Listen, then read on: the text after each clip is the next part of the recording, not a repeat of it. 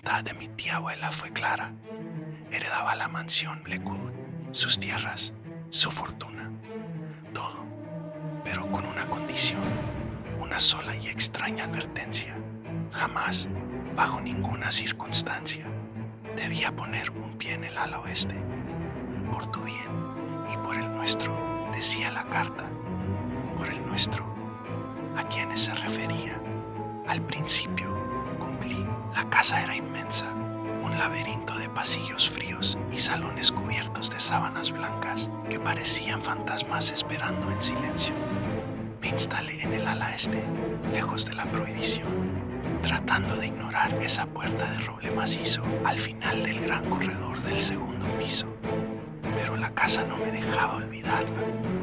Por las noches, cuando el viento aullaba entre los aleros, juraría que oía algo más.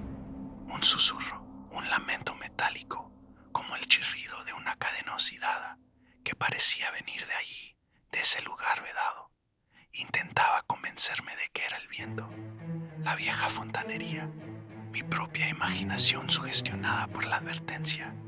Pero el sonido era persistente, casi rítmico. Empecé a dormir mal. Daba vueltas en la cama, con los oídos alerta, esperando ese eco lejano que helaba la sangre. Durante el día, la curiosidad me carcomía. ¿Qué podía haber allí que justificara tal secreto? ¿Un crimen? ¿Un tesoro? Empecé a investigar la historia de mi familia, los Blackwood, un linaje antiguo, cuya fortuna había surgido de la nada hace un par de siglos. Nadie sabía exactamente cómo.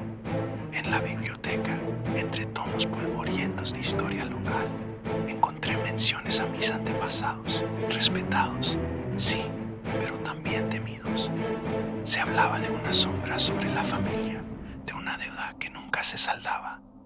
Palabras vagas, susurros en papel quebradizo que solo alimentaban mi obsesión. Una tarde, explorando el desván, encontré un baúl de cuero. Dentro había diarios. Pertenecían a un tal Elias Blackwood, mi tatarabuelo.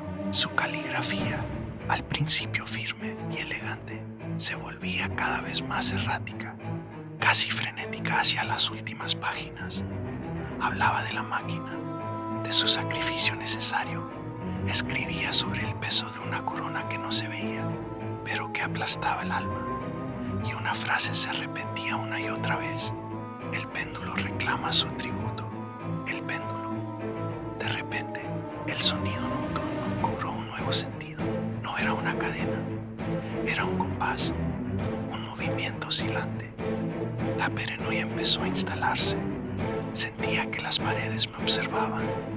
Los retratos de mis ancestros, con sus ojos pintados y severos, parecían seguirme por las habitaciones. ¿Eran cómplices del secreto? ¿O eran víctimas como yo? Empecé a hablar solo, a debatir conmigo mismo en los pasillos vacíos. La prohibición ya no era una advertencia, era un desafío, una invitación directa de la propia casa. El ala oeste me llamaba. Una noche, incapaz de soportarlo más, tomé una lámpara de aceite y una vieja llave que encontré en el despacho de mi tía. La llave no era para la puerta principal del ala oeste, sino para una pequeña entrada de servicio oculta tras un tapiz raído. El corazón me latía con fuerza. Un tambor desbocado en el silencio sepulcral de la mansión. Giré la llave. El mecanismo protestó con un quejido metálico y la puerta se abrió a una oscuridad aún más densa, cargada de un olor a polvo, óxido y algo más, algo vagamente orgánico y dulce. Avancé por un pasillo estrecho. El aire era pesado, inmóvil. Las paredes estaban desnudas, salvo por unas extrañas marcas, como si algo pesado hubiera rozado contra ellas una y otra vez. El susurro metálico era ahora un chirrido claro, rítmico, justo delante de mí. El pasillo desembocaba en una sala circular, inmensa, con un techo abovedado que se perdía en la penumbra, y en el centro, suspendida de una gruesa cadena que se hundía en la oscuridad de arriba, estaba la fuente del sonido. No era un péndulo, cadalso, un armazón de madera y hierro, de un diseño antiguo y bruto. Pero lo más espantoso era lo que colgaba de él. Un cuerpo. No era un cuerpo. Era una especie de autómata, una figura humanoide hecha de engranajes, cuero y metal pulido. Oscilaba lentamente, de lado a lado, con ese chirrido metálico que me había atormentado durante semanas. Su movimiento no era aleatorio. Impulsaba una serie de poleas y correas conectadas a una compleja maquinaria que ocupaba toda la pared del fondo. Una máquina que, a pesar del polvo y el óxido, aún zumbaba con una energía latente.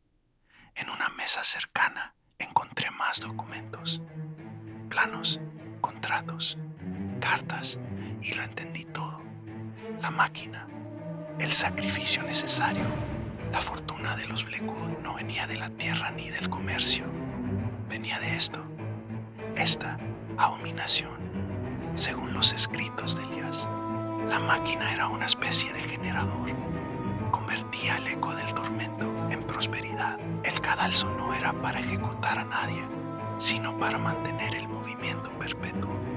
Un símbolo macabro que alimentaba la fortuna familiar.